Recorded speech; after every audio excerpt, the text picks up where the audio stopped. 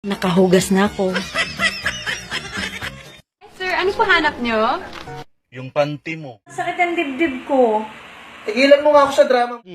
Pero ako'y mugunit sa imo ha. Muda ko man lagi. Sumasakit ang dibdib ko. Tigilan mo nga ako sa drama mo. Sumasakit nga ang dibdib ko eh. Wala ka bang pakialam? Wala ka naman dibdib.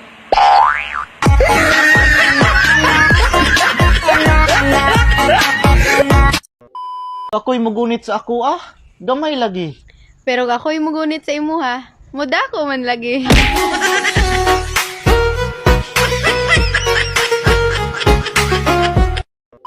Pre, ano ba yung amnesia?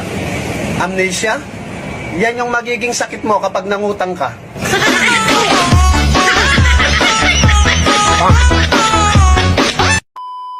Naglulo ka rin naman. Pero bakit sa akin mo lahat?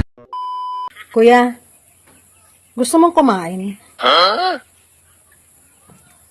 Sa'yo na lang tong hiwa ko.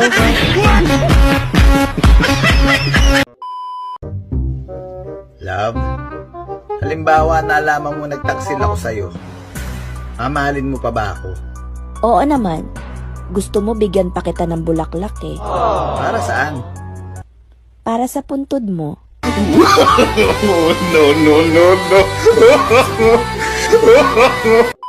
Sweetheart, alis na ako Okay, sige.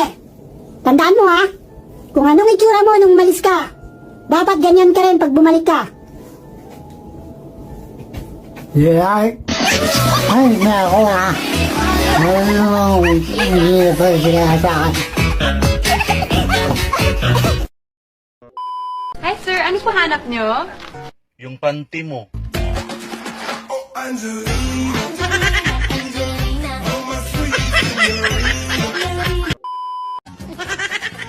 Nakahugas na ako.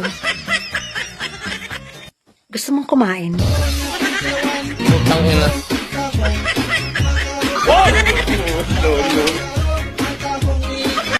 Sa mga babae dyan, tandaan nyo, malaki yung papel nyo sa buhay ng mga lalaki. Dahil ang mga lalaki, ang haligi ng tahanan. Kayo namang mga babae, ang tagapagpatayo ng haligi.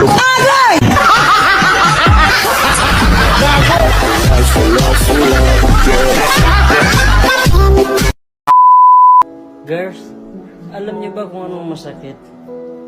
Yung feel na feel mo kasi dami mo manliligaw. Tapos, babaero pala nasagot mo.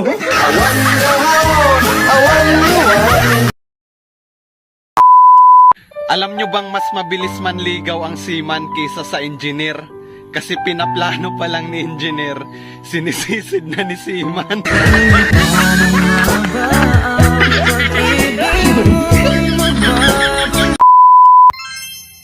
Makareklamo na maluwag. Bakit? Malaki ba ang ipinasok mo?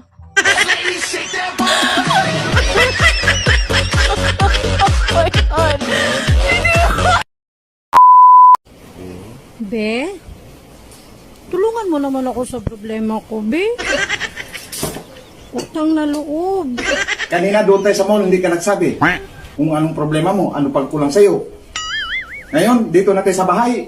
Bago ka magsabi, Be, tulungan mo ako sa problema ko. Utang na loob. Hindi na talaga kita maintindihan. Ano ba talagang problema mo, ha? Diligan mo naman ako. Di ka na pipilitin pa. Di na mauulit. Di na aayusin pa. Todo filter daw ako sa TikTok. Alangan naman. Mag-TikTok akong mukhang tikbalang.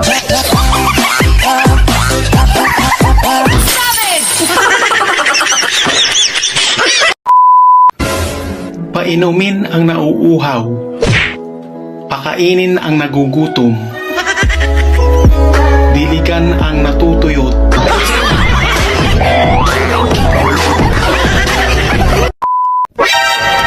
Pre, balita ko.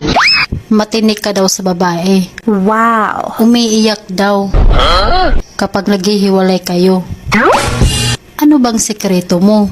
Atin-atin lang to ha. Sinusuntok ko.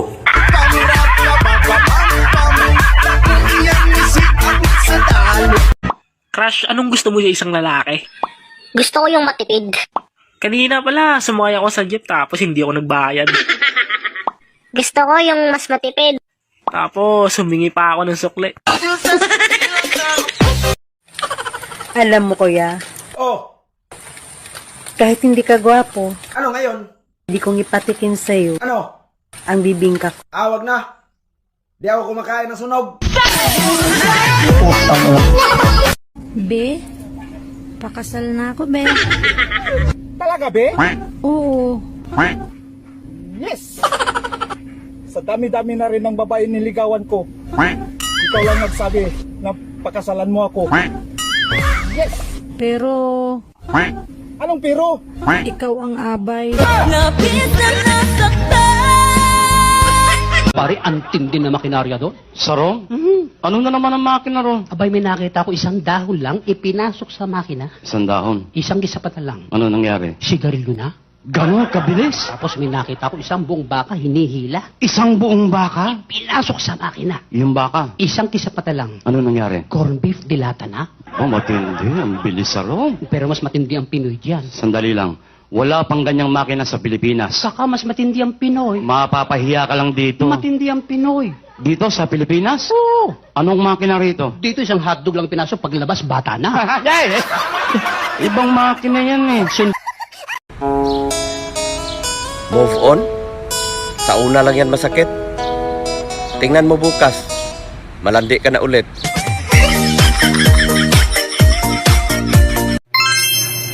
Sino ba talaga mas mahina pagdating sa tukso? Babae ba o lalaki? Siyempre, kayong mga lalaki, pakitaan lang ng singit, tululaway agad. Kahit maitim pa yung singit na yan.